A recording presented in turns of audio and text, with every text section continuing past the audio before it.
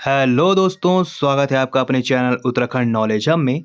दोस्तों, आज मैं आपके लिए भारतीय इतिहास के महत्वपूर्ण प्रश्न लेके आया हूं। और दोस्तों, आज हम भारतीय इतिहास के महत्वपूर्ण प्रश्नों में मौर्य समाज के महत्वपूर्ण प्रश्न देखेंगे, जो कि परीक्षाओं की दृष्टि से बहुत ही ज़्यादा महत्वपूर्ण है। और दोस्तों, यह लोअर पीसीएस, अपर पीसीएस, स्नातक स्तरीय परीक्षा, वीडियो वीपीडीओ पटवारी लेखपाल व यूपी एलटी व यूपी लेक्चरर व राज्य व केंद्रीय सभी सरकारी भर्ती परीक्षाओं हेतु समान रूप से उपयोगी है।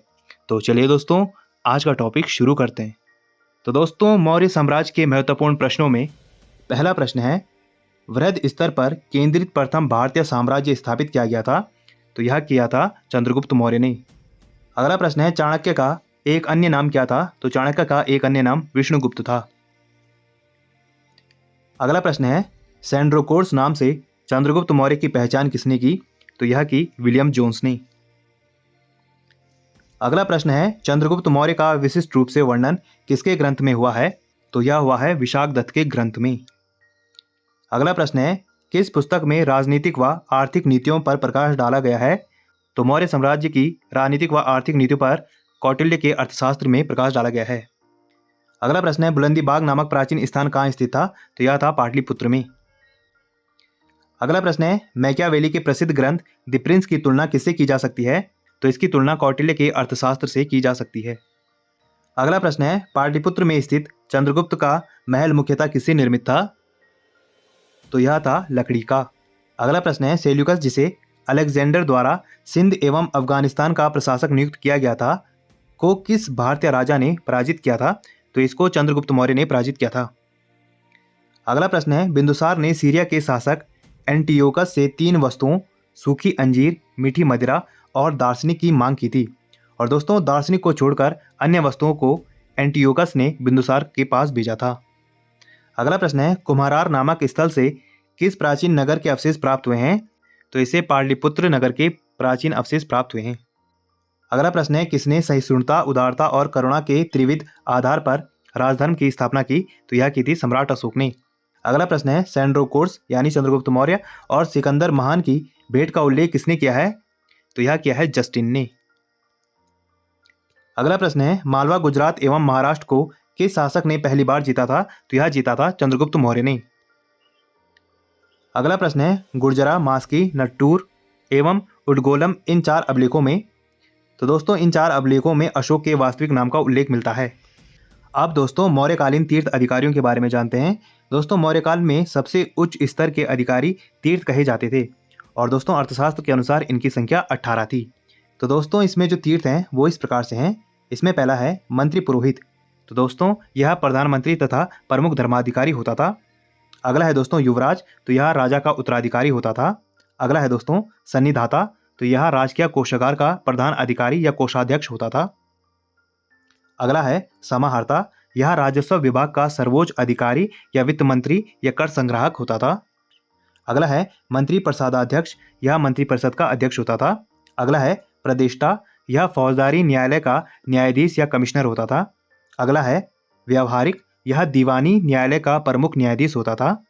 अगला है नायक। यह सेना का संचालक या नगर रक्षक का अध्यक्ष होता था। अगला है सेनापति। यह सेनाध्यक्ष होता था, यानी सर्वोच्च सेना का कमांडर होता था।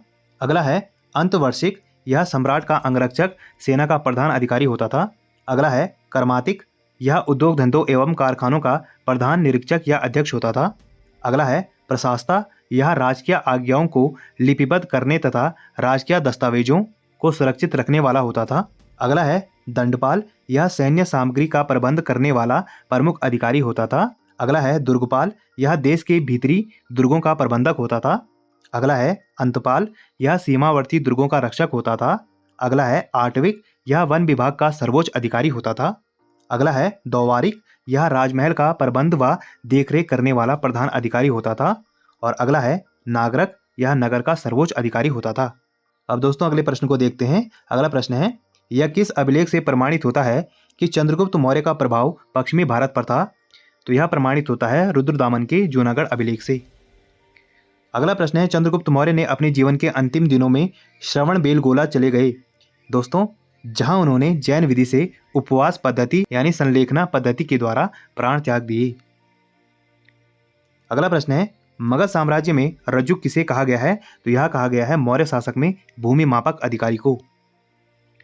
अगला प्रश्न है, ब्राह्मी लिपि को प्रथम पहचान किस पर उत्कीर्ण अक्षरों से की गई है? तो दोस्तों ब्राह्मी लिपि को प्रथम पहचान पत्थरों की पट्टियों पर उत्कीर्ण अक्षरों से की गई है। अगला प्रश्न है, सम्राट अशोक का शिलालेख शहबाजगढ़ी से प्राप्त हुआ है। यह स्थान कहाँ स्थित है? तो यह स्थान पेशावर, पाकिस्तान में स्थित है। अगला प्रश्न है, अशोक के शिलालेखों में प्रयुक्त भाषा कौन सी है? तो यह है प्राकृत भाषा। अगला प्रश्न है, अशोक ने बौद्ध होने के बाद भी हिंदू धर्म में आस्था नहीं छोड़ी, इसका प्रमाण किससे मिलता है? तो इसका प्रमाण देवनामपिया उपाधि से मिलता है। अगला प्रश्न है, प्राक अशोक ब्राह्मी लिपि का पता किस स्थान से चला है? तो यह पता चला है श्रीलंका स्थित अनुराधापुर से। अगला प्रश्न है, सारनाथ स्तंभ का निर्माण किसने करवाया था? तो यह करवाया था अशोक ने। अगला प्रश्न है, भारतीय उपमहाद्वीप का प्रथम शासक कौन था जिसने अभिलेखों के माध्यम से शासनादेश जारी किए? तो वह था अशोक। अगला प्रश्न है, वह कौन सा स्तंभ है जिसमें अशोक ने स्वयं को मगध का सम्राट बताया है? तो वह स्तंभ है भाबरू स्तंभ, जो कि राजस्थान में है। अगला प्रश्न है, ब्राह्मी लिपि में लिखे अशोक के शिलालेखों को सर्वप्रथम पढ़ने में सफलता प्राप्त की थी? तो यह सफलता प्राप्त की थी जेम्स प्रिंसेप ने। अगला प्रश्न है, अशोक के किस अभिलेख में धम्म महामात्रों की नियुक्ति की सूचना मिलती है? तो यह मिलती है 5वें प्रेत शिलालेख से। अगला प्रश्न है, गुर्जरा लघु शिलालेख कहाँ स्थित है? तो यह मध्य प्रदेश के दतिया जिले में है। अगला प्रश्न है, मौर्य काल में भूमि कर, जो कि राज्य की आय का मुख्य स्रोत था, किस अधिकारी द्वारा एकत्रित किया जाता था? तो यह एकत्रित किया जाता था शीताध्यक्ष द्वारा। अगला प्रश्न है, मध्य प्रदेश स्थित सांची के स्तूप का निर्माण किस मौर्य शासक ने करवाया था? तो यह करवाया था अशोक ने। अगला प्रश्न है, मौर्य राजवंश के शासकों को सुदूर देशों जैसे सीरिया एवं मिस्र के साथ, तो दोस्तों इनके इन सुदूर देशों के साथ राजकीय संबंध थे।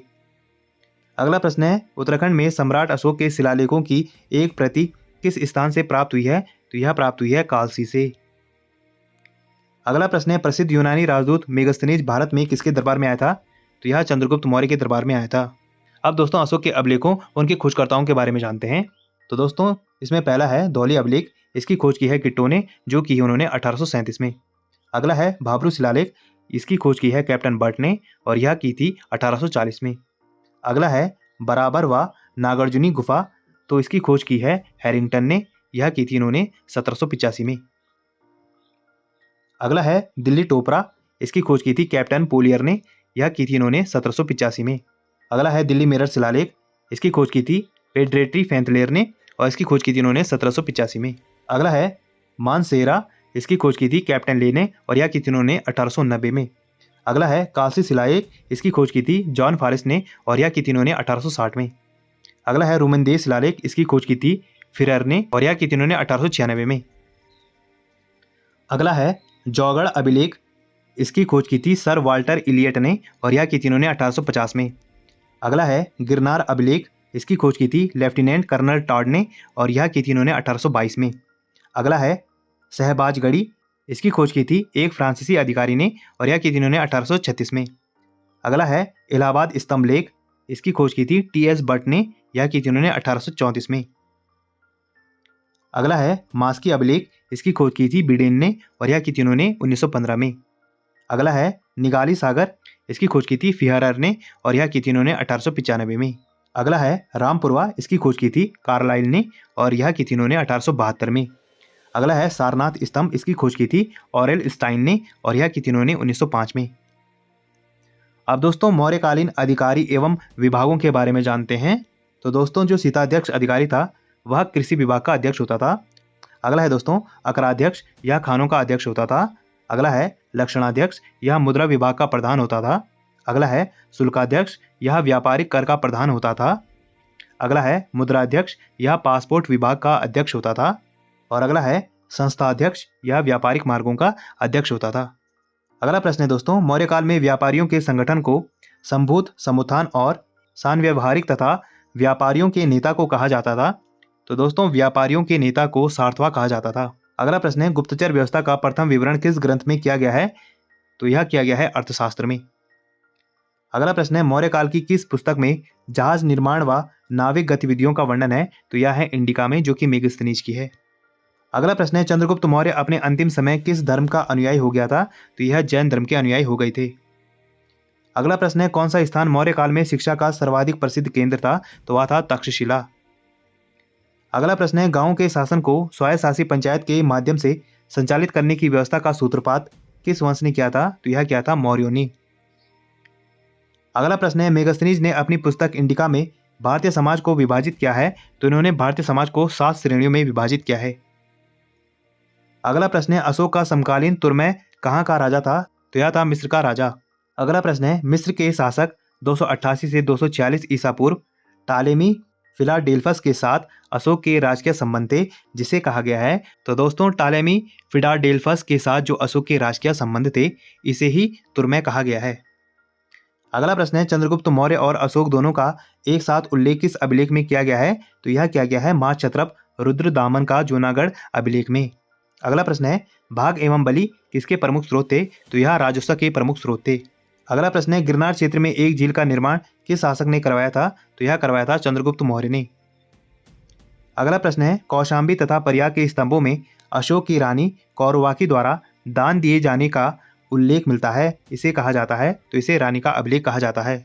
अगला प्रश्न है, प्राचीन भारत के किस ग्रंथ में पति द्वारा परित्यक्त पत्नी के लिए विवाह विच्छेद की अनुमति दी गई है? तो यह दी गई है अर्थशास्त्र में।